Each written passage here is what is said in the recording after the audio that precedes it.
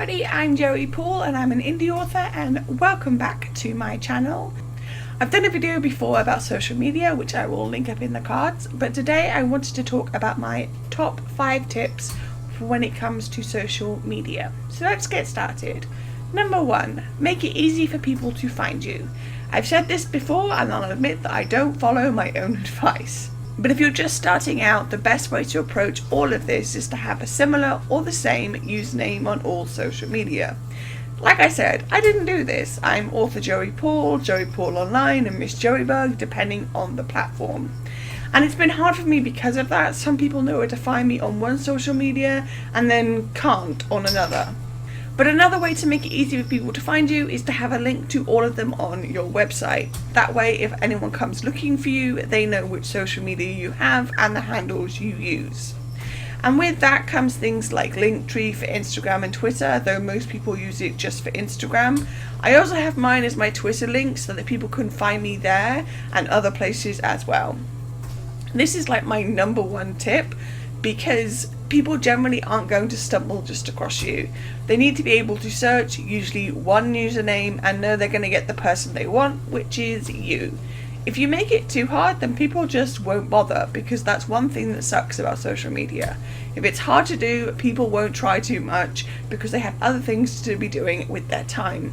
So make it easy for people to find you, keep your links together, and make sure you always have a way for people to hit you up on other platforms, and then hopefully they will. Number 2, engage and engage more.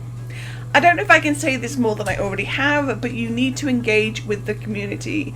Whether that's making posts on Twitter using certain hashtags, or looking through those hashtags and starting conversations with other people, whatever works to branch out and make friends.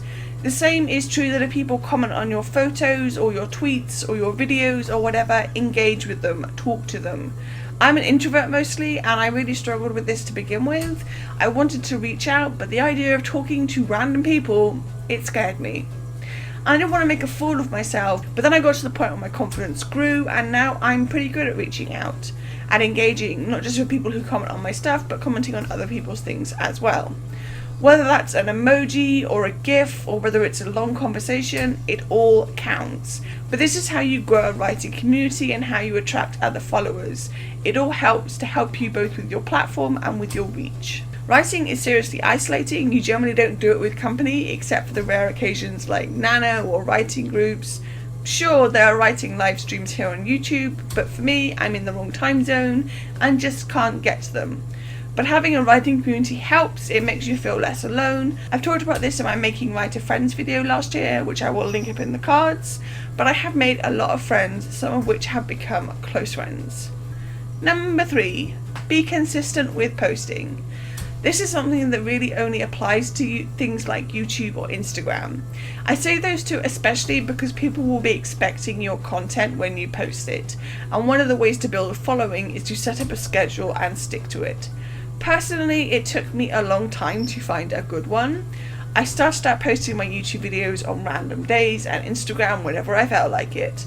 I did stories for a long time, and I'm planning to get back into those soon. But now that I've been there for a while and have built up a following, I know that people expect certain things, like my videos on Thursdays or on Sundays. And on Instagram, while I post daily, they expect me to have certain things on certain days. And that helps me not only build a following, but keep myself active and keep people following me engaged with my posts. So if this is something you want to do, make sure that if you make a schedule, you do your best to stick to it. Of course, I have missed days when I've been in hospital or generally not well, but for the most part, I post what I post when I said I would, and that helps. Number 4, don't spam. I'm going to be honest with you, I made the same mistake when I first started on most social medias, bar YouTube. I spammed with my books and little else, if anything at all. And it's a normal mistake to make. You get a few followers, you want them to know that you have books out, so you try and post about it as often as you can. But here's a hint. The majority of people who follow you will either be people doing the same, or will mute and unfollow because no one wants to be hit over the head with that kind of thing.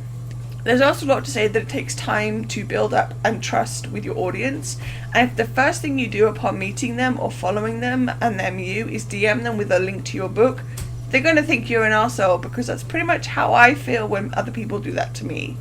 So do your best not to spam your feed on any social media with links to books. Which leads to number 5. Don't be afraid to promote. Coming off point 4, I just want to be clear that you shouldn't never promote yourself, your books, your other social media and all of that. After all, as well as wanting to be part of the writing community, you do want to be branding your work and spreading the word. So here's my advice on that. Start small. I usually do a teaser every Tuesday on Insta and Twitter, as well as on my blog, Facebook and Tumblr. This is about the only thing that will be about my books. But I will also post my YouTube videos across all the same platforms on a Thursday or Sunday, and I think that maybe retweeting, reblogging, reminding people over the course of that week is okay. Some people do it every day, but they make sure that it's varied.